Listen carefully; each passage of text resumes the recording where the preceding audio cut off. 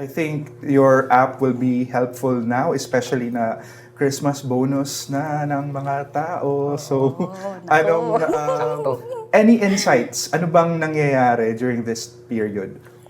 I think generally what we're seeing is that during this period, people really allocate their funds or the 30th month towards gifts or holidays or new latest gadgets. No, that's the trend that we've been seeing.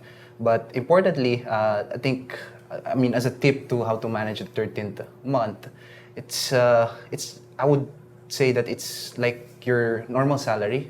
So you don't need to spend all of it. Kung may save ka, from that 13th month, mas mabuti. So, do you have data that of course, na-mention mo na bits, Yeah. no? That they're saving up on gadgets. Of course, Yeah. it's the time to reward oneself. But any other patterns that you noticed? For Christmas bonus, number one na nakita namin, nakatabihan for travel. Yung mga travel plans nila for next year, minsan with the family during Christmas. Second thing that we saw, which I really like, is a lot of them save up for emergency fund. So, mas matalino na yung mga Pilipino pagdating sa pera. Kasi dati, pagka Christmas bonus, excited ka, Ubos. splurge, ubos. Ngayon, there's always something for emergency. So, what happened? Ano kayang... I think the biggest factor probably is the pandemic. Yeah. People realized that, there might not be any funds coming tomorrow. So Right. we should be prepared for it. Yeah.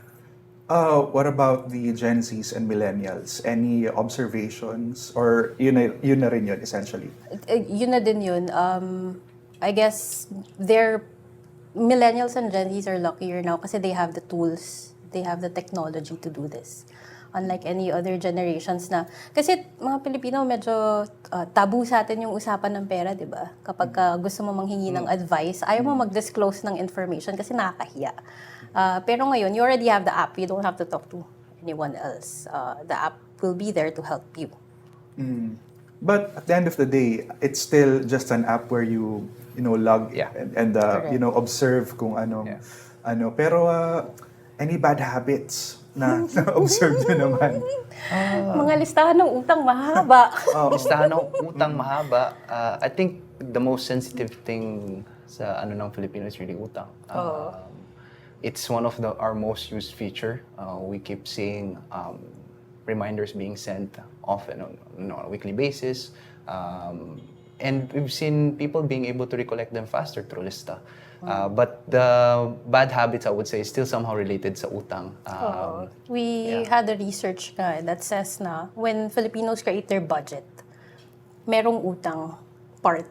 Either itong kulang ko, utangin ko, o ito pambayad ko ng utang. It's always there. So there's always a deficit. Yes. Ganun na. I mean, at the start of the month, nakaisip na agad. Pero bakit kaya? I mean, is it because of, talagang kulang talaga eh? A lot of reasons. A lot of reasons, but I think it goes back to financial literacy, right?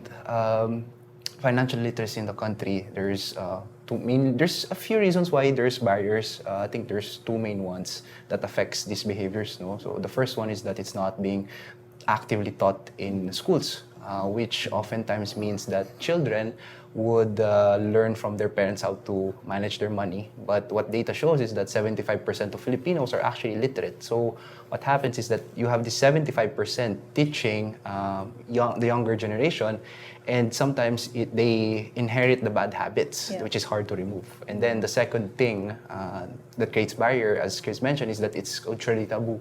So when you think about money in our culture, it's somehow, sometimes it's negative, nakakahiyaan, and something to be kept as private. No? So, which leads to those behaviors. Yeah, but at the same time, ang hirap din kasi, I mean, with inflation surging, talagang, laging short. Yeah. So, any observations on how people are coping or any tips that you can share? I think the first one is lista. Ilista mo yung gastos mo and then you find out, alin ba yung kailangan? Alin yung pwede ko nang tanggalin? And then you work from there. Kung kulang talaga, then you find other additional sources of income. Kung meron kang regular job, baka pwede kang mag-side business. Baka pwede kang mag-freelance ng paunti-unti. Madaming mga online stuff that you can do to make more money, mga buy and sell. Yeah. I think generally I agree. So the number one thing is first keeping track of expenses. So you know where your funds are going in and out. Alam mo yung breakdown. Hindi kayo magugulat na lang na, biglang saan napunta? Saan napunta, di ba? And the second part is really creating a budget and sticking to it. But the thing is, if you don't know how to create a budget, there are certain frameworks that works and that we've seen with our users, right?